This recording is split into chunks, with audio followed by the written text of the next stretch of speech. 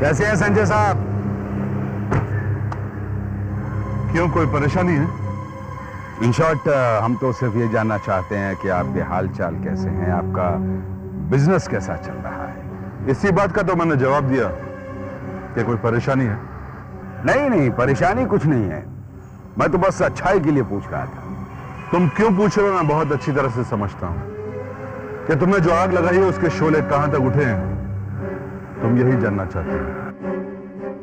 तुम ये मत समझना कि अंजलि के साथ मिलकर हमारे खिलाफ षड्यंत्र रचकर तुम पुरानी बातों का बदला ले लोगे। ये नहीं हो सकता। वो कहते हैं ना संजय साहब के सावन के अंधे को सब कुछ हरा ही हरा नजर आता है।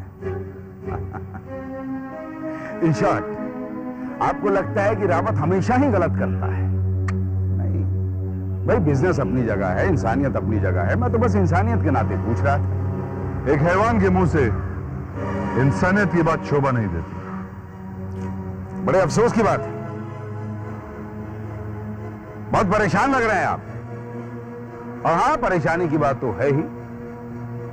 एक तरफ तो बिजनेस में नुकसान और दूसरी तरफ वो अंजलि, मौत के फरिश्ते की तरह तुम दोनों भाइयों के सर पर सवार है। और तीसरी बात, आपकी बीवी घर छोड़कर चली गई। और सबसे बड़ी बात तो यह है कि वो इस शहर के सबसे जाने माने डॉन के प्यार में। खबरदार, खबरदार अगर एक लफ्ज भी और कहा तुमने तो। संजय साहब, मैं लफ्ज ही नहीं पूरी किताब लिख सकता हूं। हाँ, ये बात और है कि लोग सिर्फ कानाफूसी करते हैं, मैं खुलकर कहता हूं। तुम्हें इंसान नहीं नाग होना चाहिए था, क्योंकि तुम सिर्फ जहर उगलते हो। चलो नाग ही सही, लेकिन नाग का दूसरा रूप भी होता है, ये तो आप जानते ही होंगे। लोग उसकी पूजा करते हैं। आप भी हमारी पूजा कीजिए, हमारी तरफ दोस्ती का हाथ बढ़ाइए। हो सकता है आपकी मुसीबतें हल हो जाएं, आपके रास्ते आसान हो जाएं। रावत, मुझे आस्तीन में सांप पालने की आदत नहीं है। कोई बात नहीं, मैंने तो सिर्फ आपकी मदद करनी चाहिए थी। खैर, अब सामने वाला खुद ही परेशानी में घिरा रहना चाहता है तो ये उसकी मर्जी है। चलता हूं। वैसे हाँ, बाय द वे, ये मेरा नया एड्रेस है, कभी जरूरत पड़ जाए रख लीजिए, काम आ सकता हूं आपके। कुत्तों को ढूंढने के लिए पतों की जरूरत नहीं पड़ती।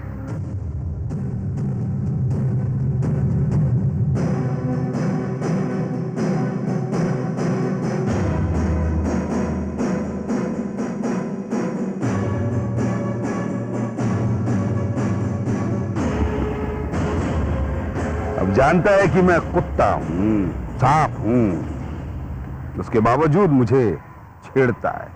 दिमाग खराब हो गया उस इंस्पेक्टर का। हाँ, मैं कोई मुजरिम हूं क्या? और ऐसे कैसे वो बोलकर चला गया? हाँ देखिए तो गुस्ताखी। वैसे मैडम, उसकी बातों से ऐसे ही लग रहा था जो आप सोच रही हैं। अब मुझे लगता है आपको फौरन पुलिस स्टेशन पहुंच जाना चाहिए। कहीं ऐसा ना हो कि वो लोग आकर आपको घसीटते हुए ले जाएं हथकड़ी पहनाकर। What? उस इंस्पेक्टर ने ऐसा कहा? हाँ, नहीं, वो इंस्पेक्टर ने नहीं कहा, ये तो मैं कह रहा हूं। क्योंकि अक्सर रोहन साहब ऐसा ही होता है ना, जब लोग ले जाते हैं हथकड़ी पहनाकर घसीटते हुए ले जाते हैं, जैसे फिल्मों में होता है सर। ये चमनलाल मैम, हो सकता है पुलिस के पास आपके खिलाफ कोई सबूत आ गया होगा। रोहन, सबूत उसके खिलाफ मिलता है जिसने जुर्म किया। And me, मैंने कोई जुर्म नहीं किया। And now, excuse me?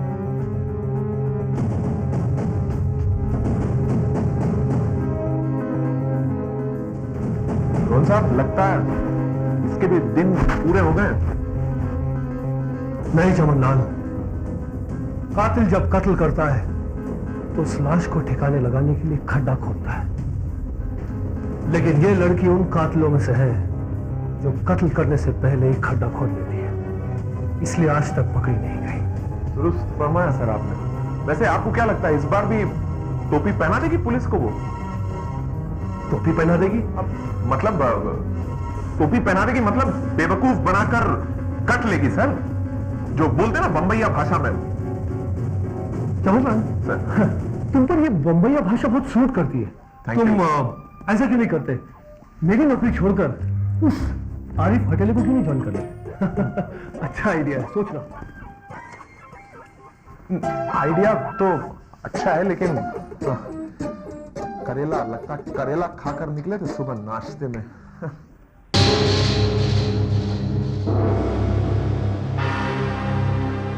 Inspector Brijesh कहाँ है? मैडम, एक लफ्ज होता है जिसे तमीज कहते हैं, शायद आप वो भूल गए हैं। Really? अब मुझे आपसे तमीज सीखनी पड़ेगी? किसी के ऑफिस में जाकर उसे जलील करना, ये कहाँ की तमीज है? आप मेरे ऑफिस क्यों आए थे? लेकिन उससे पहले मुझे ये बताइए कि इंस्पेक्टर ब्रिजेश कहाँ है? आपके पहले सवाल का जवाब कि इंस्पेक्टर ब्रिजेश कहाँ है, तो मैं आपको ये बता दूं कि इंस्पेक्टर ब्रिजेश इस वक्त कमिश्नर साहब के साथ एक मीटिंग में बिजी है। दूसरा सवाल कि हम आपकी ऑफिस में क्यों आए थे, तो मैडम वो आपको गिरफ्तार करने के लिए, जो कि मैं अभी भी कर सकता हूं, लेकिन हमें पहले जुर्म साबित करना है, उसके बाद। कौन सा जुर्म? क्या आप जानती हैं कि राखी कहाँ है? कौन राखी? संजय की पत्नी। ओह, वो? मुझे उससे क्या लेना देना? तो फिर तुमने संजय से क्यों कहा? फॉर योर काइंड इंफॉर्मेशन, मैं तो संजय से बहुत दिनों से मिली भी नहीं हूं। इल्जाम लगा रहा है वो मुझ पर। जब से उसकी बीवी गई है, मेरे आगे पीछे घूमता रहता है। जब मैंने घास नहीं डाला तो बस इल्जाम लगाना शुरू। ये आप सच कह रही हैं?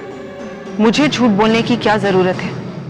एंड इंस्पेक्टर हामिद, पहले आप सबूत लेकर आइए, फिर इल्जाम लगाइएगा।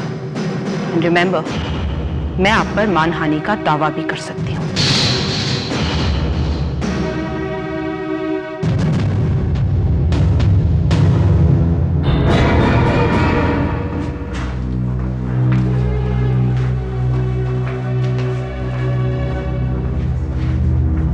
डॉक्टर साहब, अभी अपन तो ठीक हो गए हैं, घर कभी जा सकेगा? डॉक्टर शर्मा, मुझे इससे जरा अकेले में बातें करनी है, प्लीज।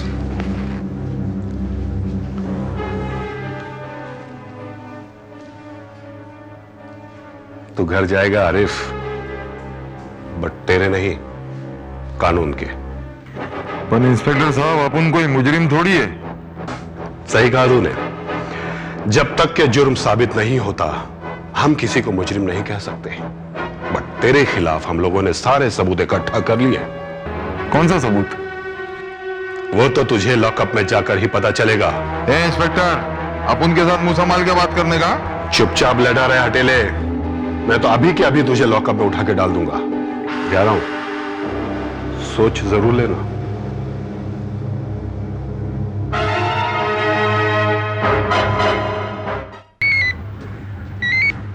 हेलो, हनीफ मलबारी, पड़ता सब पे बारी। लगता है कि अब तू इस धरती पर भी भारी पड़ गया है। नहीं डायलॉग नहीं गजेंद्र, डायलॉग नहीं। मैं तेरे को एक बैड न्यूज देने के लिए फोन किया। वो तेरा खास आदमी है ना आरिफ, उसके गले में पुलिस ने अपना पट्टा डाल दिया। बोले तो अंदर हो गया वो। अगर वो अंदर गया है तो बाहर भी आ जाएगा। ख्वाब देखना बंद कर गजेंद्र, ये काम मैं किया, हनीफ मलबारी। अगर तुमने किया है तो बहुत गलत किया है हनीफ। गजेंद्र, अभी मैं तेरा सीधा हाथ काटा, उसके बाद मैं तेरा बायां हाथ काटेगा, उसके बाद तेरा मुंडी काटेगा। ऐसा करके तेरा पूरा स्टोरी खत्म कर देगा मैं। गजेंद्र अपनी स्टोरी खुद लिखता है, इसलिए स्टोरी का दी एंड मुझे बहुत अच्छी तरह पता है। लेकिन मेरे दी एंड से पहले मैं तुम जैसे छोटे छोटे लोगों का दी एंड करके जाऊंगा, ये बात याद रखना। बाहर रहेगा तो मसलेगा ना गजेंद्र। अभी नाटक बंद कर और जाके अपने आदमी को पुलिस से छुड़ाने का कोशिश कर।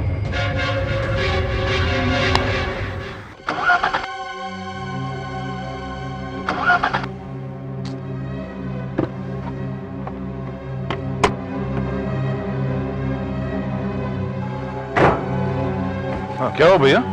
गाड़ी स्टार्ट नहीं हो रही। तो चलिए मैं आपको ड्रॉप कर देता हूँ। नहीं, मैं टैक्सी चला जाऊंगा। अरे कमाल कर रहे हैं आप, गाड़ी है तो मैं आपको छोड़ाऊंगा ना। अरे संजीव भाई, जरूरी काम है, टाइम लग सकता है मुझे। तो एक काम कर, मुझे तेरी गाड़ी की चाबी दे दे। हाँ, here's my keys. ओके। अब मैकेनिक को मुझे ही फोन करना होगा। हेलो, हाँ साई गैरेज। हाँ, मैं संजय बोल रहा हूँ। अरे गाड़ी स्टार्ट नहीं हो रही, जरा किसी को ऑफिस भेज देंगे? Okay thanks.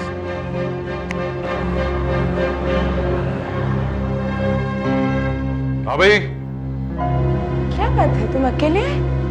तुम्हारे भैया नहीं है साथ तुम्हारे? अभी वही बात तो मैं आपसे करने आया हूँ। मतलब? भैया उखड़े उखड़े मूड में लग रहे थे, अजीब बातें कर रहे थे। ऐसा क्या कह दिया उन्होंने? पता नहीं कहां जा रहे थे। मैंने पूछा कि साथ चलता हूं तो उन्होंने साफ इनकार कर दिया। टेंशन में लग रहे थे भैया। क्या बात है, यही तो पूछने में आपसे आया हूं। नहीं, मुझे तो कुछ पता करने के। ऐसा कौन सा काम है भाभी जो वो मुझसे छुपा रहे हैं? बिजनेस का काम नहीं हो सकता। कहीं ऐसा तो नहीं भाभी कि आपके होते हुए भैया किसी और के साथ? क्या कह रहे हो संजय तुम? मैं तुम्हारे भैया को बहुत अच्छी तरह से जानती हूँ। मुझे पूरा विश्वास है उनके प्यार पर, पूरा भरोसा है उन पर। उन्होंने इस तरह का दुख मुझे कभी नहीं दिया और यकीन है कभी देंगे भी नहीं। तो फिर क्या बात हो सकती है भाभी? यही सोचकर मैं परेशान हो रहा हूं। वो कहां गए हैं? उन्होंने मुझे क्यों नहीं बताया? कहीं ऐसा ना हो भाभी कि भैया किसी उलझन में पड़ जाए। तुम्हारे भैया ही सब मैच्योर्ड मैन, संभाल लेंगे अपने आप को। ठीक है भाभी, चलता हूं। Take care of yourself.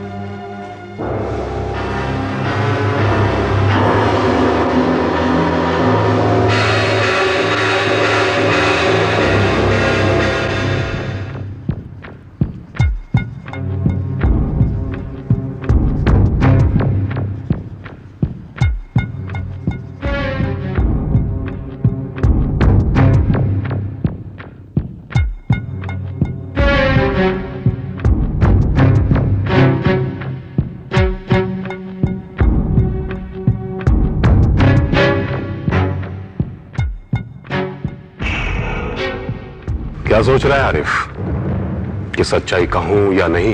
यही ना? सोचने का अपन को नहीं है इंस्पेक्टर, सोचने का तुमको है। तुमने खामखा एक शरीफ आदमी को इधर लाके टसा दिया, क्या बात है? सब लोग जानते हैं तो कितना शरीफ है। सच्चाई तो कुत्ते के जैसा भौंकेगा आरिफ।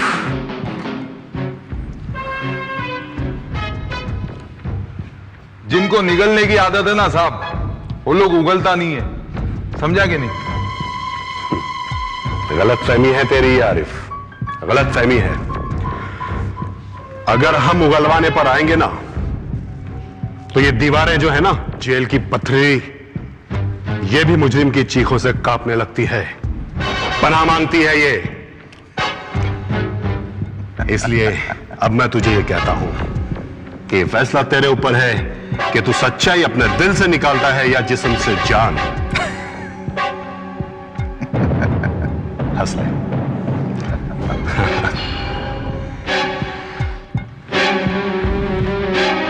इंस्पेक्टर का यूनिफॉर्म पहन लिया तो राजकुमार जैसा समझता है खुद को। अरे आरिफ इधर से हवा का जोगा बन के चला जाएगा, तुम लोग को मालूम भी नहीं पड़ेगा, समझा?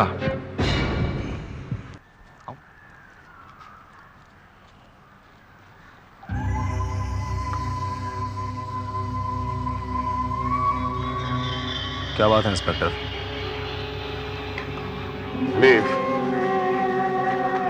तुझे घड़ी पहनने का शौक नहीं है या फिर तुझे टाइम देखना नहीं आता? वक्त जिसके साथ चलता है इंस्पेक्टर, उसे घड़ी देखने की जरूरत नहीं पड़ती।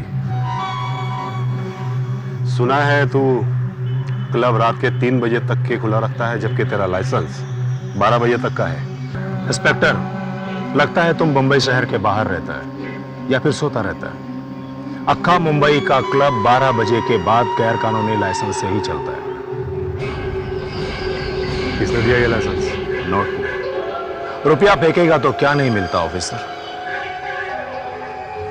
देख हनीफ मलबारी, मैं यहां तेरी बकवास सुनने नहीं आया, बल्कि तुझे वार्न कर रहा हूं कि आज से 12 बजे के बाद तेरा क्लब खुला रहा ना तो मुझसे बुरा कोई नहीं होगा।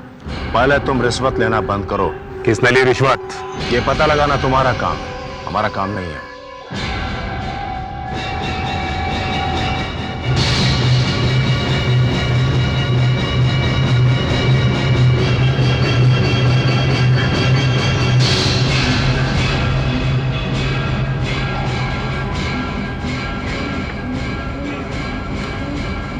हनीफ, ये लाल टी शर्ट में जो लड़की गई अभी अभी यहां से, वो यहां क्या करने आई थी? क्लब में कोई क्या करने आता है? जुआ खेलने। ये भी जुआ खेलने आया होगा। नहीं हनीफ, ये जुआ खेलने नहीं आई, जरूर बात कुछ और है।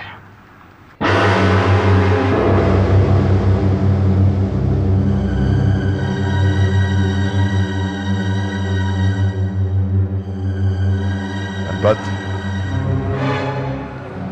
पैसे लेके आए? पैसा तो नहीं लेकर आया, लेकिन पुलिस और कानून की नजरों से तुम्हें बचाने का पूरा इंतजाम करके आया। ऐसा इंतजाम कि तुम सबकी नजरों से बच के निकल जाओगे। और तुम जहां जा रहे हो ना, वहां तुम्हें पैसों की जरूरत नहीं पड़ेगी। मैं समझा नहीं। कमाल है, इतनी सी बात नहीं समझे?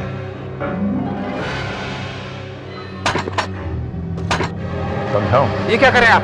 तुम 5 लाख रुपए देकर मुझे मेरे झंझटों से मुक्त कराने वाले थे ना। तुम्हारे पीछे भी तो बहुत झंझट है। मुक्ति तो तुम्हें भी मिलनी चाहिए। पुलिस!